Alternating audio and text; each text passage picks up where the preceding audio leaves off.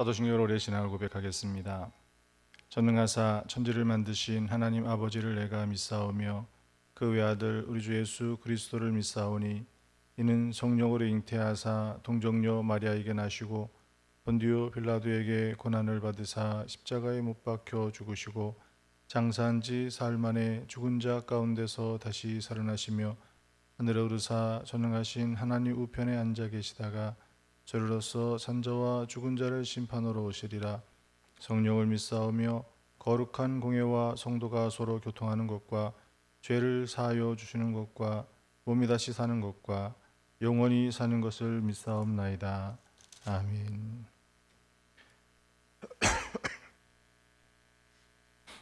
287장 찬송하시겠습니다. 287장입니다.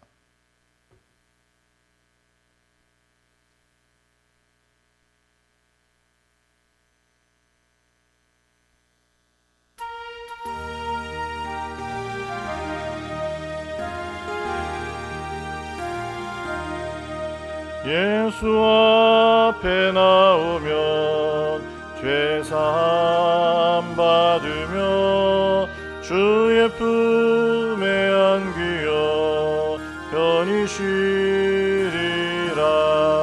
우리 주만 믿으며 모두 구원 얻으리. 영생복 낭멸유관 확실히 받겠네. 예수 앞에 나와서 은총을 받으며 마음의 기쁨 넘치어 감사하리라. 우리 주만 믿으며 모두 구원 얻으며 영생복 낭멸유관 확실히 받겠네. 예수 앞에 설 때에 흰 옷을 입으며 밝고 빛난 내 집에 길이 살리라. 우리 주만 믿으며 모두 구원 얻으며 영생복 낭멸유관 확실히 받겠네. 하나님 말씀 보시겠습니다. 사도행전 12장입니다.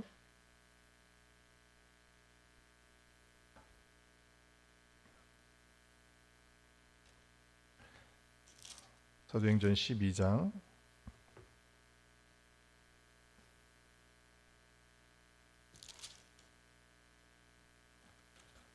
1절 말씀부터 봉독해 드리겠습니다.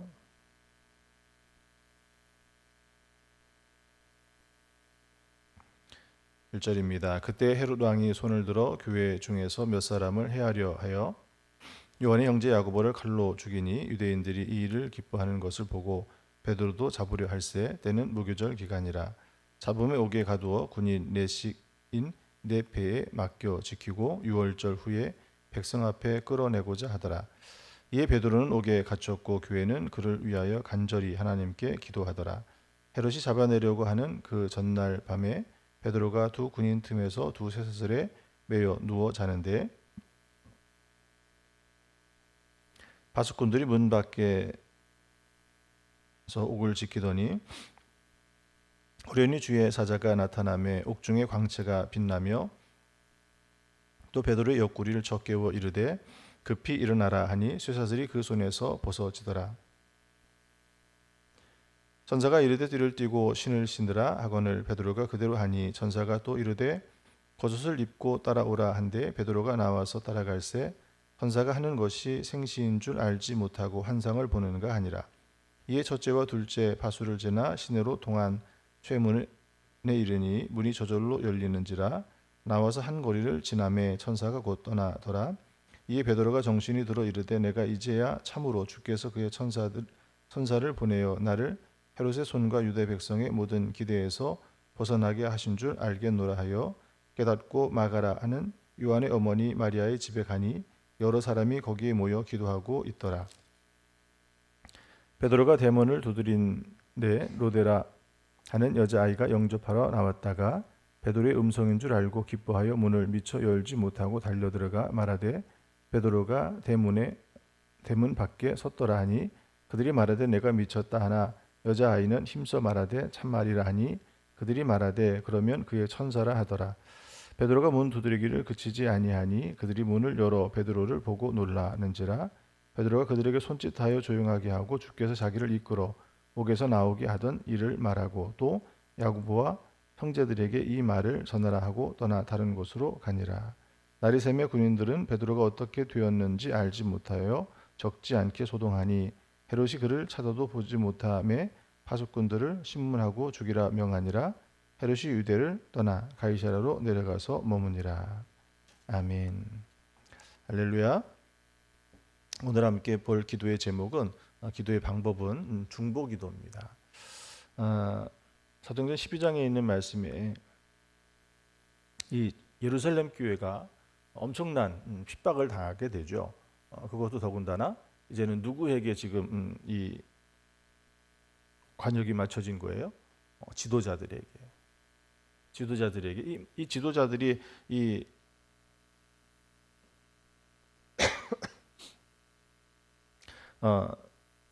다치게 되면 어떻게 됩니까? 그러면 그 밑에 있는 다른 사람들은 더 불안에 떨 수밖에 없죠. 흩어질 수밖에 없죠. 이 예수님을 십자가에 죽였을 때 대제사장들과 바리새인들이 생각했던 게 뭐예요? 그 중에 한 말이 그거거든요. 우두머리가 죽으면 그 무리들은 흩어질 것이라는 거예요. 예수가 죽으면 그 무리는 자연히 흩어질 것이라고. 또 사실 그 당시에 예수님뿐만이 아니라 많은 그런 시대적인 지도자들이 일어나기도 했었습니다. 그렇지만 그들은 어떻습니까? 하나님이 보내신 구원자가 아니거든요. 물론 그들이 그 당시에 개혁을 부르짖고 그 사람들의 어려움을 돌보고 어떤 그런 일들을 했는지 모르겠지만 좋은 스승은 됐는지 모르겠지만 구원자는 아니었거든요. 또 그 전례에 그렇게 한 우두머리가 죽고 나니까 그 무리가 흩어졌다라고 하는 경험치를 가지고 있었던 거예요. 그러니 예수가 죽으면 그 무리들도 흩어질 것이라고. 사실 그랬죠. 예수님께서 십자가에 죽으셨을 때 제자들이 어떻게 됐습니까? 베드로는 수제자는 자기의 스승을 부인하고 제자들은 흩어져 버렸잖아요. 자기의 고향으로 돌아가서 다시 물고기를 잡고 또 숨어버리고. 그러나 부활하신 예수 그리스도를 만났을 때 그들은 어떻습니까? 다시 그들은 더군다나 오순절 마가다락방에 성령의 역사에 있은 이후에 생명을 무릅쓰고 죽음을 무릅쓰고 예루살렘 거리에 나가서 그 예수를 증거하고 그 이후에도 수많은 기적과 이사들이 일어났다라고 하는 거예요. 그러나 그들이 행한 그 기적과 이사는 어때요? 또 하나의 그 시대의 스승이 일어난 것이 아니라 베드로가 고백한 것처럼 이 일은 예수 그리스도가 하신 일이라고. 너희들이 십자가에서 죽인 예수가 한 일이라고 담대하게 예수를 고백했던 예수님만이 오늘 우리의 구원자임을 고백했던. 자, 그런데 이 헤롯이 어떤 방법을 쓰는 거예요? 헤롯이 유대인들, 바리새인들에게 어떻게 보면 이 헤롯은 어떤 사람이에요? 지금 이스라엘의 왕이긴 왕이지만 정통 이스라엘 사람은 아니에요. 로마의 황제에게 이 왕권을 가지고 온 사람이에요.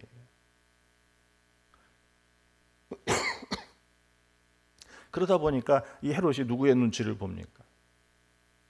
로마의 황제의 눈치도 봐야 되지만 유대 지도자들의 눈치도 봐야 되는 거예요.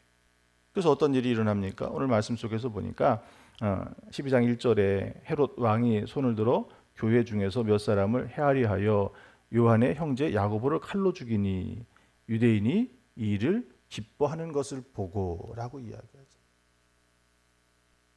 자, 지금까지는 누가 초대교회를 박해하고 힘들게 했습니까? 같은 동족인 유대인들이, 바리새인들이, 제사장들이 그렇게 했단 말이에요. 자, 그런데 헤롯이 요한의 형제 야고보를 칼로 죽인 이 일을 가지고 어떻게 도리어 헤롯을 유대인들이 그렇게 적대시하고 좋지 않게 여겼던 이 헤롯을 그것으로 인해서 기뻐하고 좋아하더라는 거예요. 이 헤롯이 민심을 얻은 것처럼 이제. 그러니까 어떻게 합니까? 더 이제 세게 나가는 거예요. 예루살렘 교회의 최고의 지도자인 베드로를 옥에 가둬버리는 거예요. 근데 이 절기에 그런 일을 행할 수 없는 절기이기 때문에 어떻게 합니까? 유월절이 끝나고 나서 야고보처럼 죽이려고 했더니. 그러면 이제 어떻게 되겠습니까?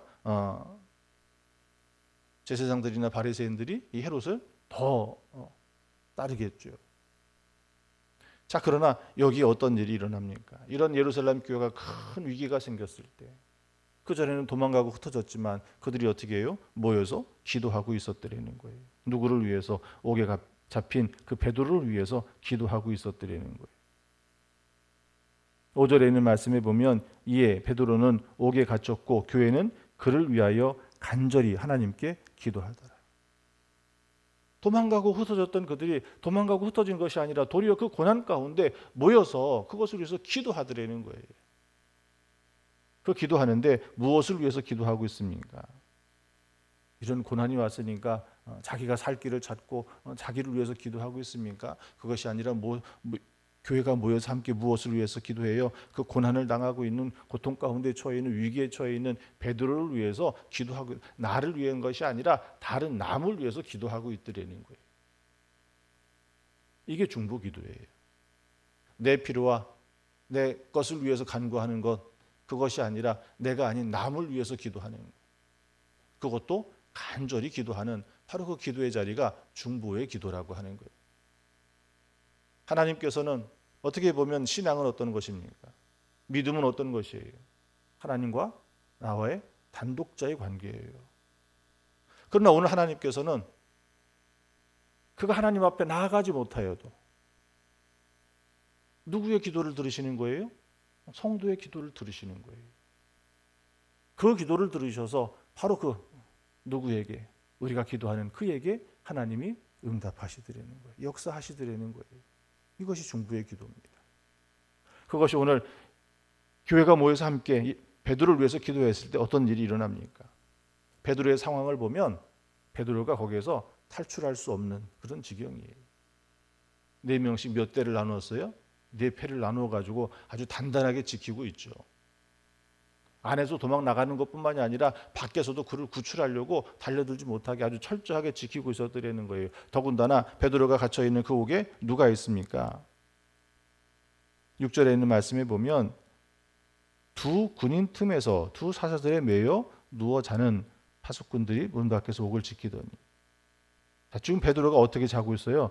두 군인 틈에서 쇠사슬에 묶여 자고 있더라는 거예요. 패를 나누어 가지고 그렇게 단단히 지키는 것도 옥 밖에서 지키는 것뿐만이 아니라 베드로 옆에 같이 누워 가지고 어떻게 하고 있는 거예요? 아주 옆에서 그냥 딱 지키고 있는 거예요. 그 옥 안에서조차도. 이거는 뭐 탈출할 수 있는, 도망갈 수 있는 길이 없죠. 더군다나 베드로를 보십시오. 어떻게 하고 있습니까? 베드로가 자고 있었다고 그랬어요. 이것도 참 대단한 믿음이죠. 이제 날이 밝으면 죽을 자리, 야고보처럼 죽을 자리 가야 되는데 지금 베드로는 어떻게 하고 있습니까? 이게 믿음인 거예요. 고난 가운데도 우리 함께 이 기도할 때 하나님 우리에게 무엇을 주신다고 그랬습니까?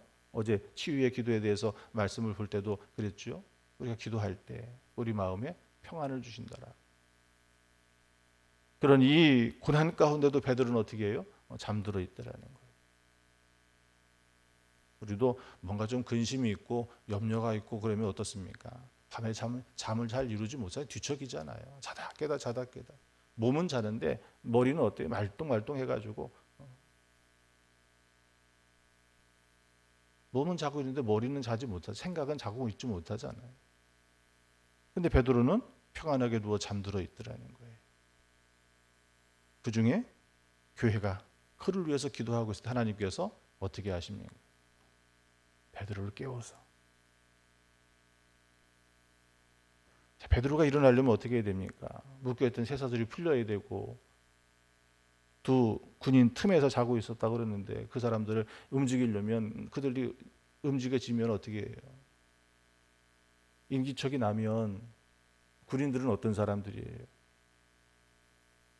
잠들어 있어도 인기척이 나고 신호가 있으면 그 즉시 일어나가지고 싸울 준비를 하는 게 군인이잖아요.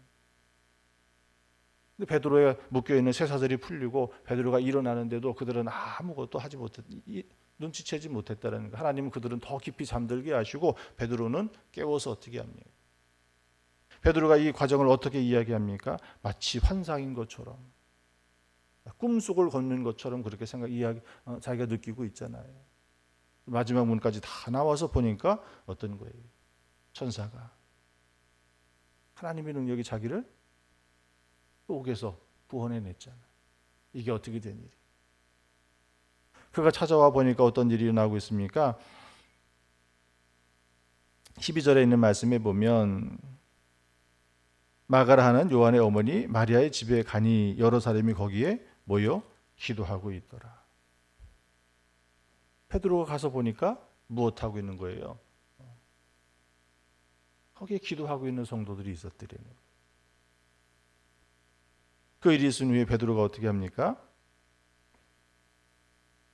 17절에 베드로가 그들에게 손짓하여 조용하게 하고 주께서 자기를 이끌어 옥에서 나오게 하던 일을 말하고 또 야고보와 형제들에게 이 말을 전하라 하고 떠나 다른 곳으로 가니라. 하나님이 어떻게 나를 이곳에 오게 하셨는지 여기 와서 보니까 어때요? 바로 성도들의 기도를 통해서 하나님이 나에게 능력을 베풀어 주신 그것을 고백하고 간증하고 다시 복음을 증거하기 위해서 떠나고 있더라는 거예요. 예전에 어떤 선교사님이 어떤 선교 단체에서 한 선교사님을 후원하고 기도하고 있었습니다. 그런데 어느 날 갑자기 그 선교에 비상이 걸렸어요. 그 선교사님한테 연락이 온 것도 아닌데 그 선교 단체에서 같이 늘 기도하던 그분들이 갑자기 기도 모이는 날이 아닌데 모여서 우리 그 선교사님을 위해서 기도해야 되겠다고 그래서 다 모여가지고 같이 뜨겁게 기도를 했습니다.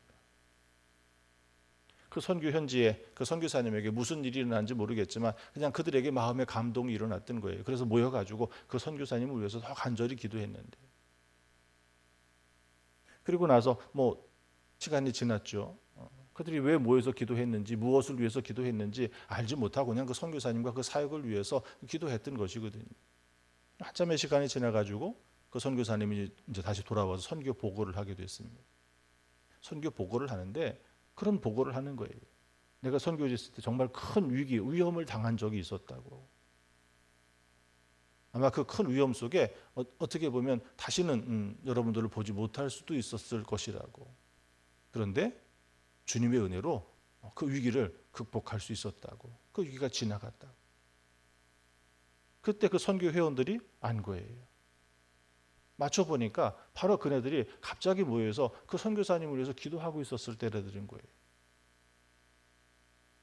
그러면서 그 선교 회원들이 그 선교사님에게 선교사님 그때 우리도 알지 못하게 갑자기 모여서 선교사님을 위해서 정말 간절하게 중보하며 기도하고 있었을 그때라고. 그 선교사님도 그 위기 가운데 선교지의 큰 위기 가운데 생명을 잃을 정도의 큰 위기 가운데 그때 돌아와서 그 선교 회원들이 이야기하는 그 소리를 듣고 선교지에 가서 그 일을 한다는 것은 어때요? 외롭죠. 어떻게 보면 사람의 도움이 필요한데 누구도 도움을 받을 수 있는 사람이 없죠. 도리어 선교지에 있는 사람들은 나를 도와달라고 도리어 손길을 내밀지 않습니다. 아무도 그를 도와줄 수 없는 바로 그 자리. 그러나 중보하며 기도하는 그들의 그 기도가 바로 그 위기에 처한 그 선교사님을 하나님의 손이 그를 구원하더라는 거예요. 사람의 손은 어떻게 보면 어떻습니까? 제약이 있죠. 우리가 도울 수 있는 것은 뭐예요? 힘으로 도울 수 있고 물질로 도울 수 있고 그러나 손이 미치지 못할 때가 있어요. 사람의 손은 시간과 공간을 뛰어넘을 수 없잖아요. 그러나 하나님의 손은 어떻습니까? 시간과 공간을 아무 제한도 없으신 분이 하나님이시잖아요.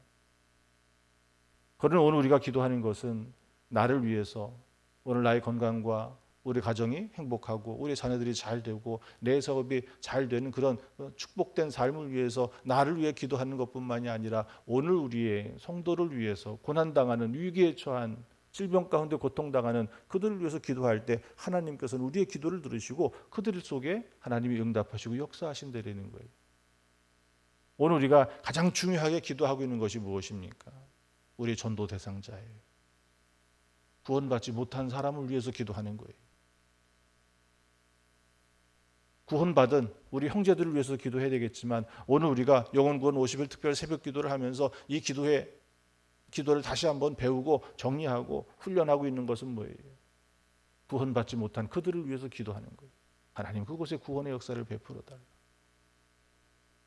믿음을 잃어버리고 어떻게 보면 그들이 이제는 구원에서 점점 멀어져 가고 있는 그들을 다시 돌아오게 하는 일이에요.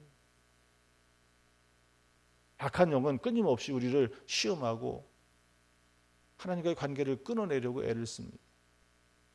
그렇게 끊어져 나간 그들을 다시 돌아오게 하는 바로 그 일을 위해서 우리가 기도하고 있는 거예요.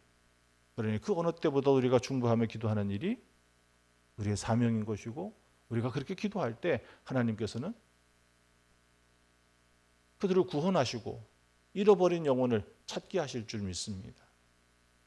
그러니 여러분이 이름을 부르며 기도하는 그것을 멈추지 마십시오.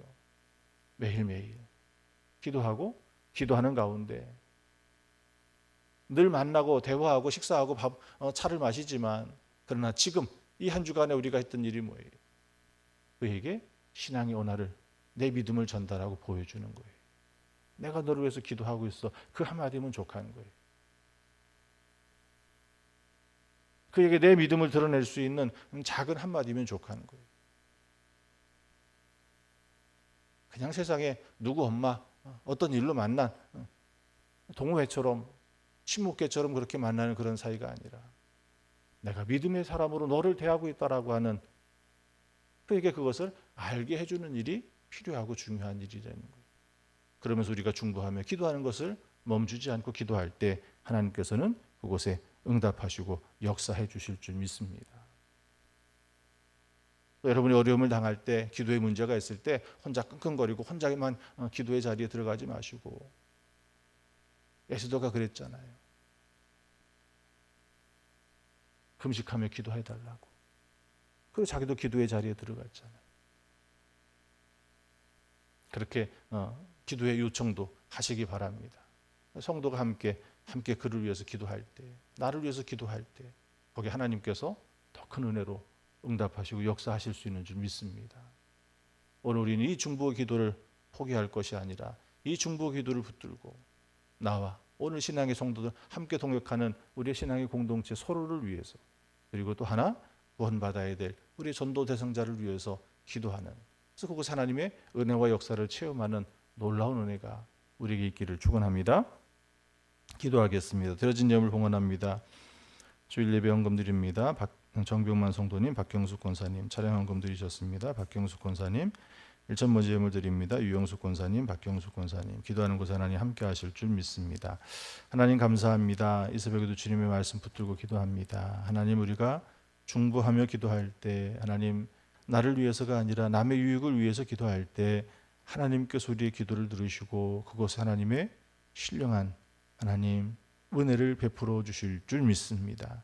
베드로의 웅문이 열리고 그를 구원하셨던 것처럼 오늘 우리의 기도를 통하여 하나님 영혼이 구원되게 하시고 잃어버린 믿음을 회복해 하시고 오늘과 기도하는 그의 하나님의 은혜와 사랑이 능력이 임하게 도와주시옵소서.